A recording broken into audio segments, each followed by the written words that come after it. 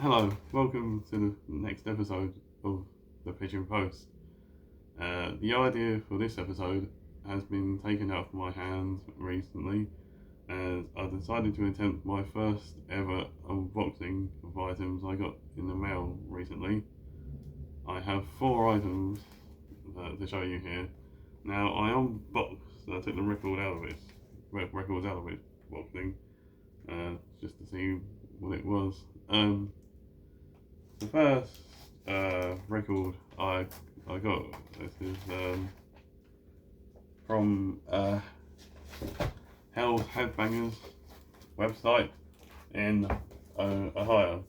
They are like an underground death metal distro, and Justin, the guy that runs it, he does a YouTube channel and it's very entertaining, and he sells the records.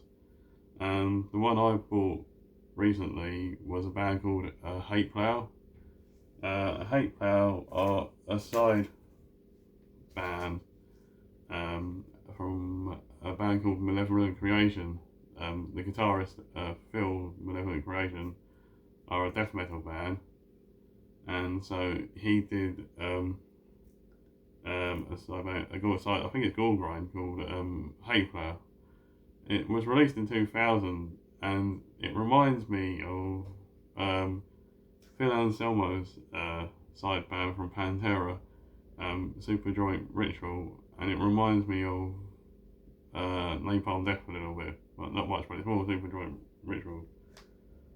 But the album from start to finish sort of like hit you in the face. Sort of like it's called The Only Law is Survival. That's the front cover there.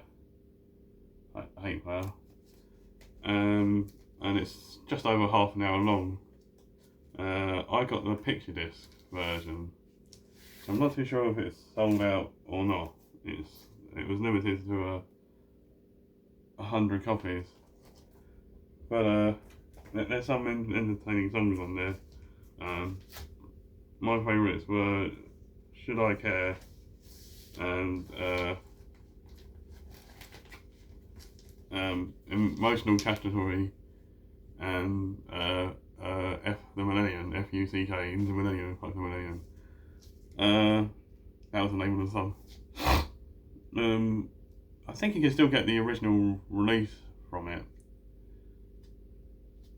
on original vinyl, and I can still think you can pick up the regular vinyls of it. I need to pick up The Weak Die Young because that's a pretty good album as well, so I am thinking about my next purchase from Hell's Headbangers. It's always good to get there. But yeah, I recommend this album if you like gore grind. My next album is completely different. It's a Stranglers album.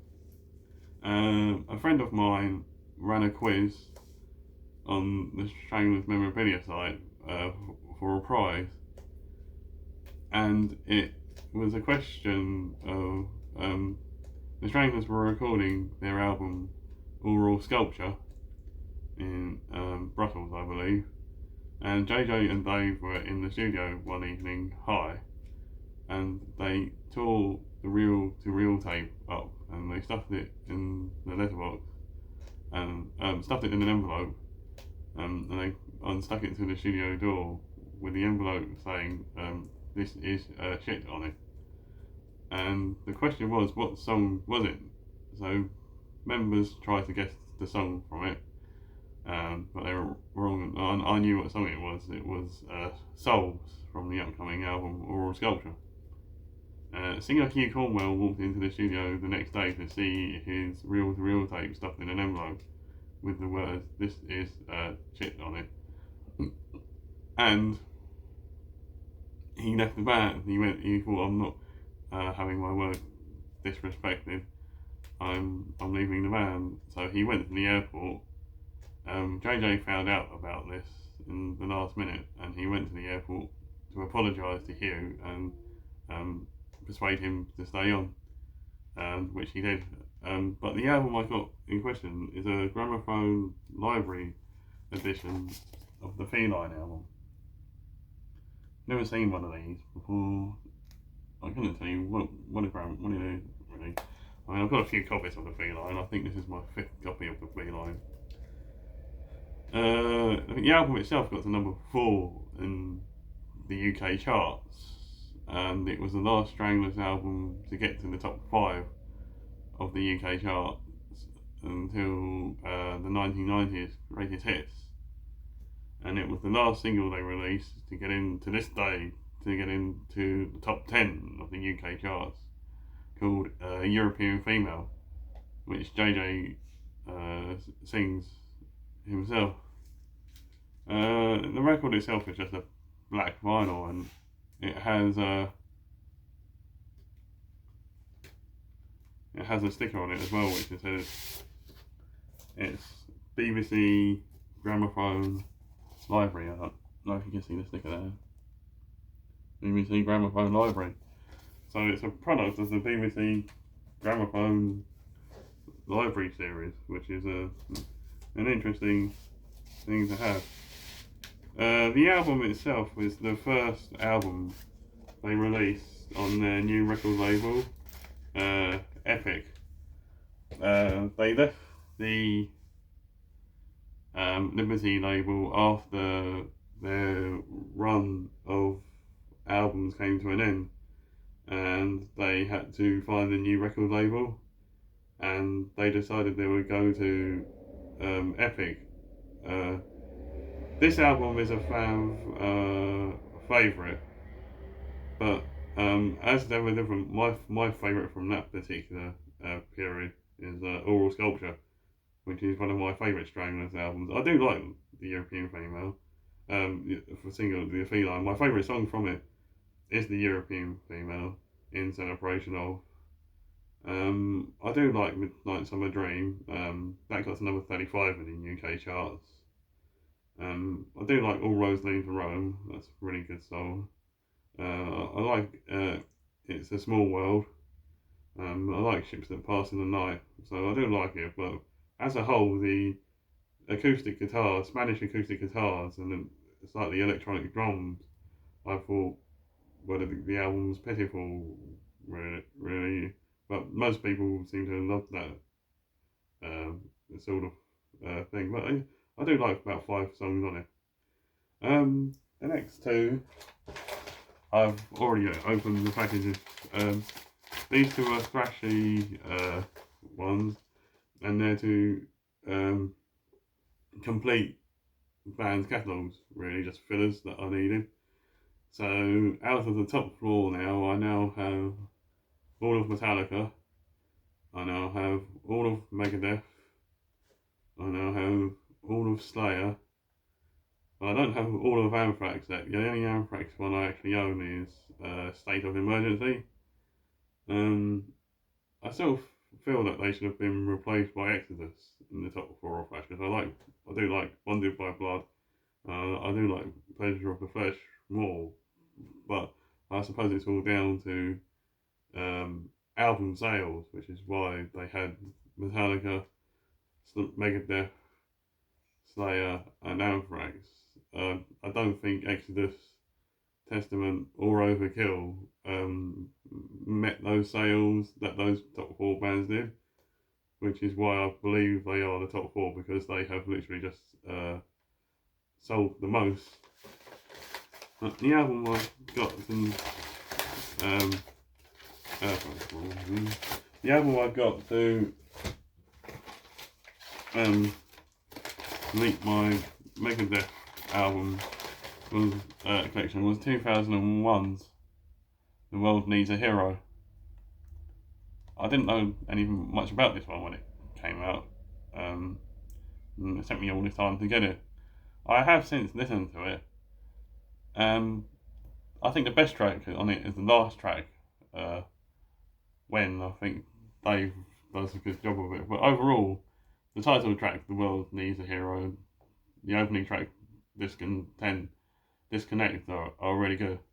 But there's several cheesy moments on this road album, like 1,000 Times Goodbye. I mean, I don't think I'll be playing that too much. But I do prefer Risk a lot more to this. So like the World Needs a Hero. I probably need to give it a few more spins, but I don't think I'll be going back to it too often. It was just to complete the album. Yeah, it's the album series. All I need from Megadeth now is like the live albums that they released, which I didn't know were in existence really. The Countdown to Extinction, the live album, and the One Night in is it Venezuela, or the Rust in Peace album, and the acoustic album that they did. The last thing I picked up was the last Slayer album I needed to complete the collection. I sometimes the package. Well Painted Blood. This was the first time I saw Slayer on this tour. But I've heard it. I mean, they play Hate Worldwide all the time. I mean, that's probably the song I knew the most from it.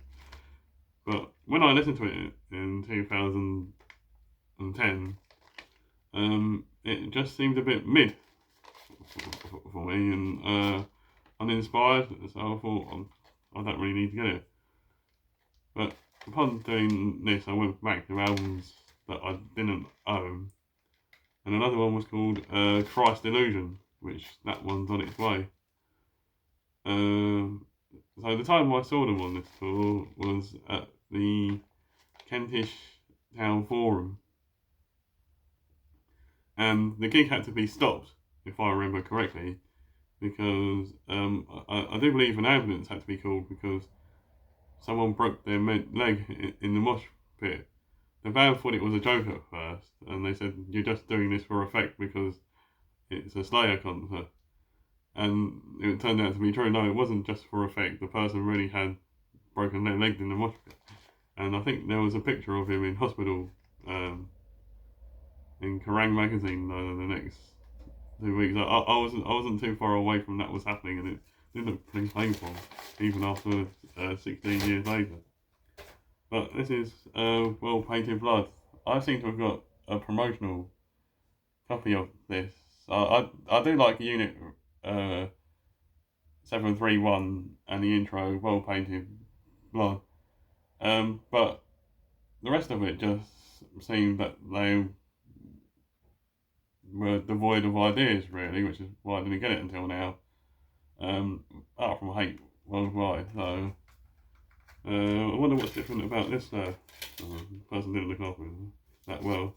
But that's it came in like a lenticular sort of cover, which I think is and I suppose that was the band artwork that they always do. I'll need to give this album another listen to give my general thoughts on it. But obviously I do know Hate Worldwide, Well Painted Blood, and I think that's Unit 3731, and that's all it. Really, I was disappointed when they broke up. I saw them on the final tour. I had to go to the Birmingham NEC concert. Most of us thought this was the Genting Arena concert because it was advertised as the Genting Arena show.